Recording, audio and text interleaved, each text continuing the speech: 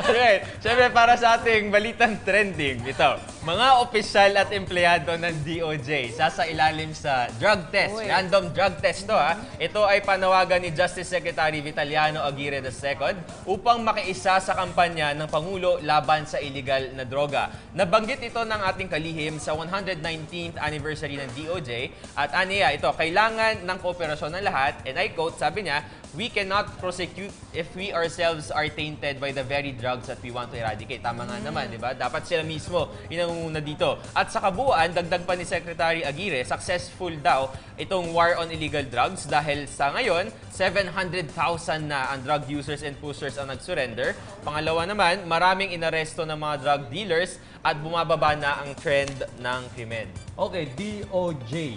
Sila mismo ang mangunguna sa drug test sa kanilang mga kawani, no? Ba't di pa natin lahat gawin sa mga government agencies? Oh, yeah. Manguna yung mga government heads, yung mga secretary, yung mga department heads para gawin yan. Maging dito sa PTV, hintayin lang natin. Baka magkaroon ng random drug testing dito. Kahit gulatan. Ayun na, parating Handa na. tayo. Kahit gulatan. Kahit sa mga local government units, no? Yung mga mayor, yung mga tauhan nila sa City Hall. Sa maganda, barangay. no? Sa barangay.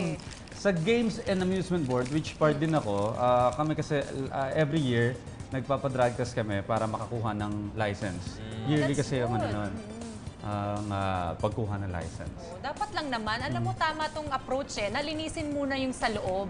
Yung mga, kaya magpa-drug test kayo, yung mga katulad rin ng ginagawa ni Pangulong Duterte, yung mga police, yung mga judges na involved sa illegal na droga, dapat nga ma-eradicate para talagang from inside and out, mawala itong problema ng illegal na droga. Kasi imagine sa government, more than 1 million ng employees, di ba? So dapat lahat yan malinis. Kasi tayo yung titingalang ehemplo ng mga kababayan natin. Kung tayo mismo yung lumalabag dyan, ba't pa sila susunod? Ang ironic, ano, kung Alam gano'n. nyo, maganda, maging yung mga pribadong kumpanya, sumunod na rin, di ba? Yung kumbaga, ipaskill nila sa labas ng kanilang mga opisina na, nakapag-drug test na yung mga empleyado ng aming kumpanya at drug-free.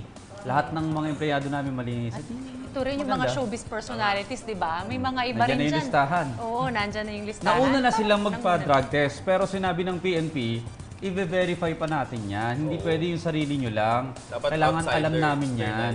Di ba? Kaya siyempre, malakas impluensya nitong mga artista. Kaya naman dahil dyan, antabayan na natin ang mga updates dito sa War on Drugs.